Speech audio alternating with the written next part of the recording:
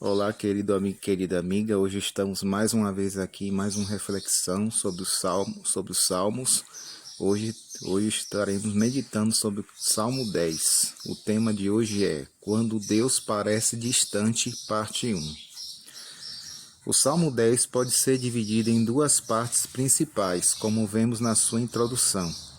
Embora este salmo não tenha uma subscrição, o autor mais provável é Davi, pela semelhança com o salmo anterior, que foi escrito por ele.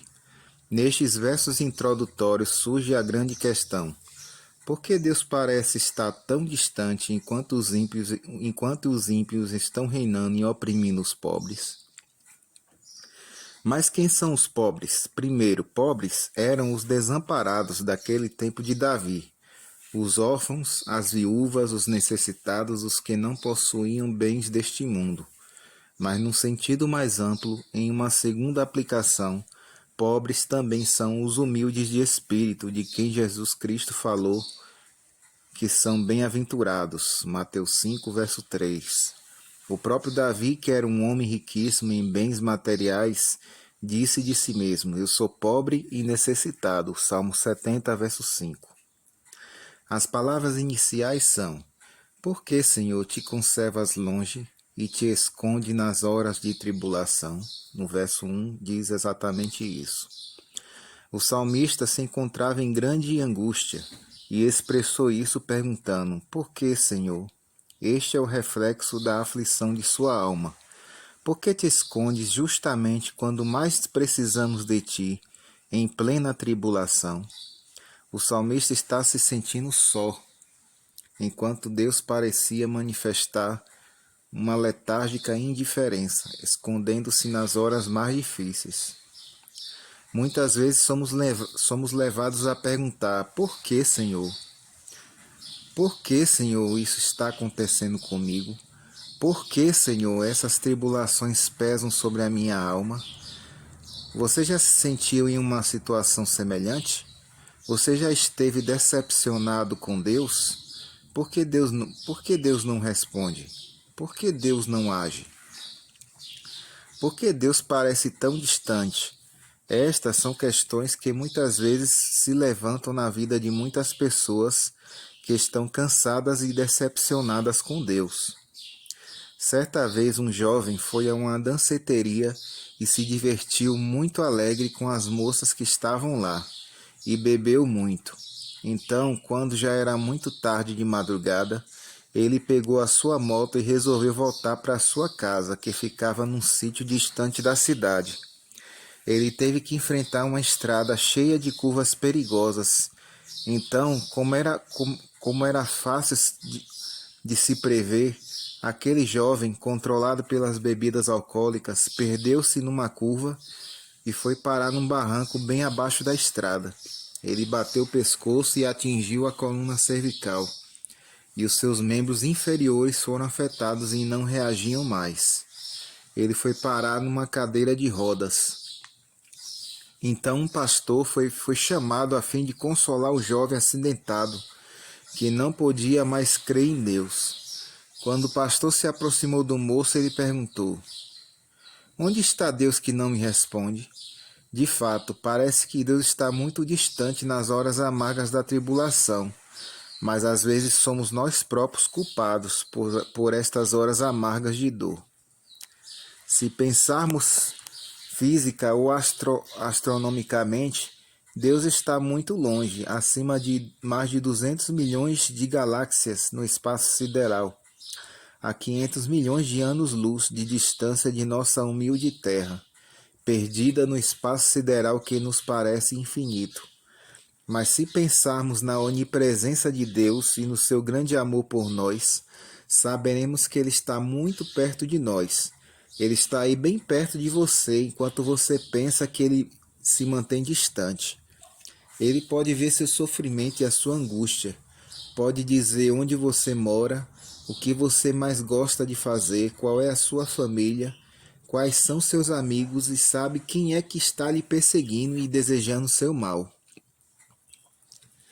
Domínio dos ímpios. Isso está no versos 2 até o 11. Com efeito, não vivemos em um mar de rosas. Quando contemplamos o nosso mundo, não podemos deixar de ver como reinam os perversos. Davi procura uma razão para a distância de Deus diante das perversas obras dos ímpios habitantes de sua terra. Homens que viviam uma religião apostatada. Davi procura um motivo para a indiferença de Deus diante da opressão dos pobres, justos, inocentes e desamparados. Como são os ímpios? Qual é o seu caráter? E o que fazem eles? Primeiro, os ímpios são orgulhosos. Nos versos 2 a 4 apresentam este aspecto do caráter dos ímpios. Eles são cheios de orgulho. Com arrogância, os ímpios perseguem os pobres. Verso 2. O grande pecado desses ímpios é originado em seu coração. Está no íntimo de sua alma.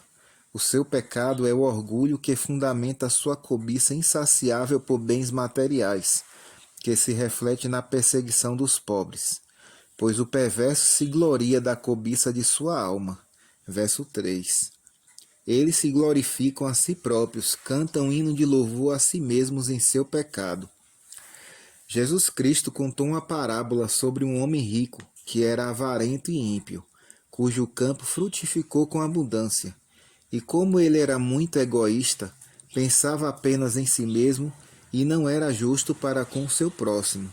Gloriou-se na sua cobiça e disse à sua alma: Tens em depósito muitos bens para muitos anos. Descansa, come, bebe e regala-te. Mas Deus lhe disse: Louco, esta noite te pedirão a tua alma. E o que tens preparado? Para quem serás? Lucas 12, versos 19 e 20. A lição de Cristo serve para todos. Tende cuidado e guardai-vos de toda e qualquer avareza, porque a vida de um homem não consiste na abundância dos bens que ele possui. Lucas 12, verso 15. A arrogância desses ímpios no Salmo 10 chega ao ponto de maldizer o Senhor. Certamente algumas coisas não davam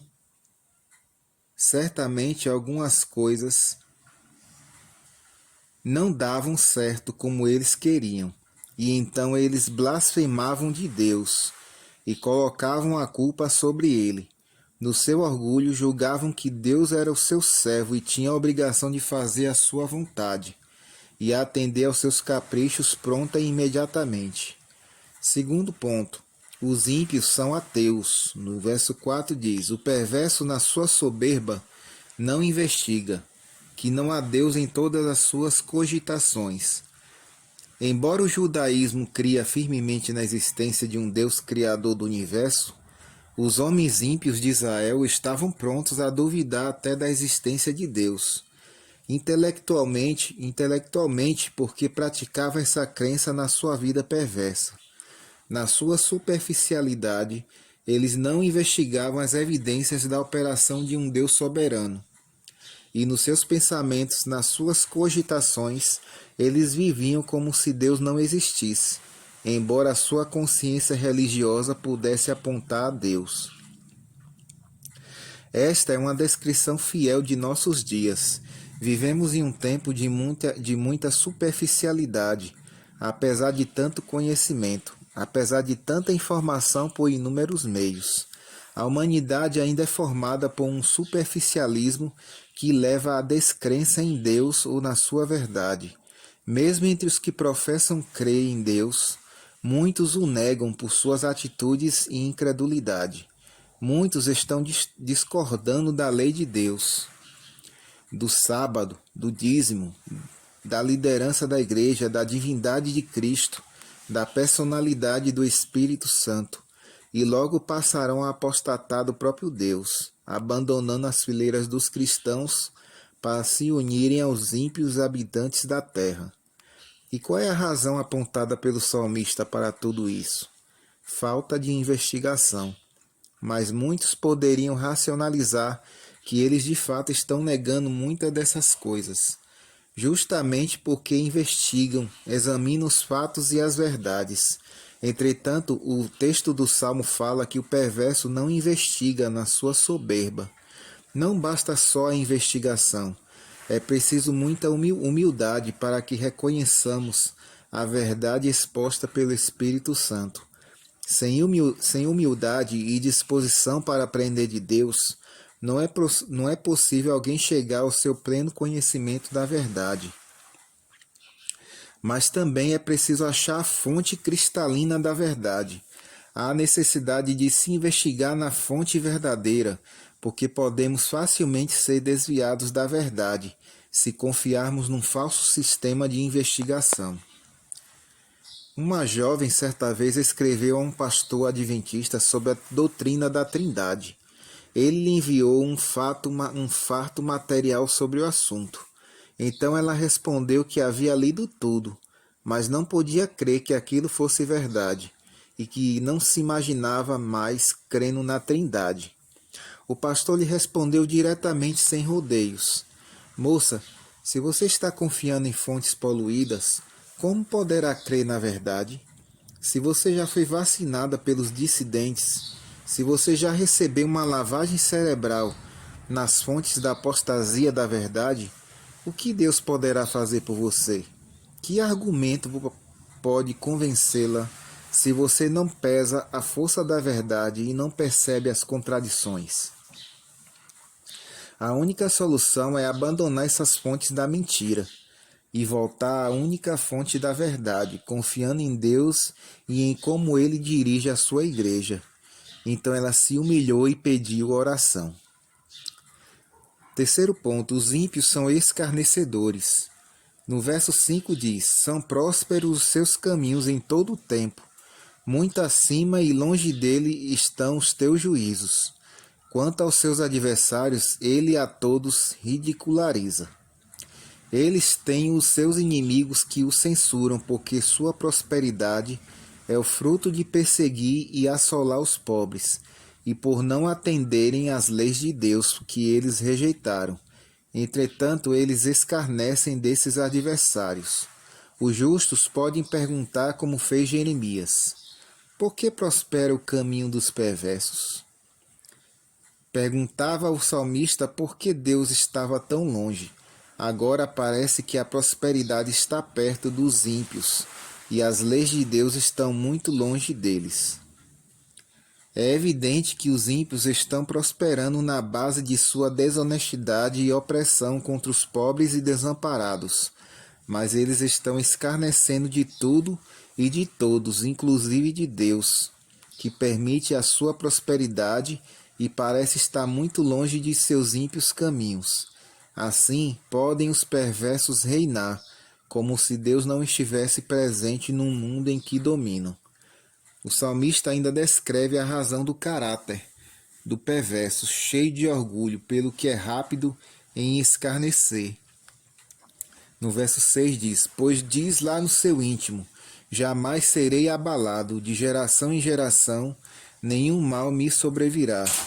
Ele parece estar muito confiante e seguro de que jamais será destronado. A ausência de uma punição imediata sobre aqueles que praticam o mal é sempre um forte argumento para continuarem no pecado. É uma falsa segurança. Essa é a nossa primeira parte da nossa reflexão. Que Deus te abençoe.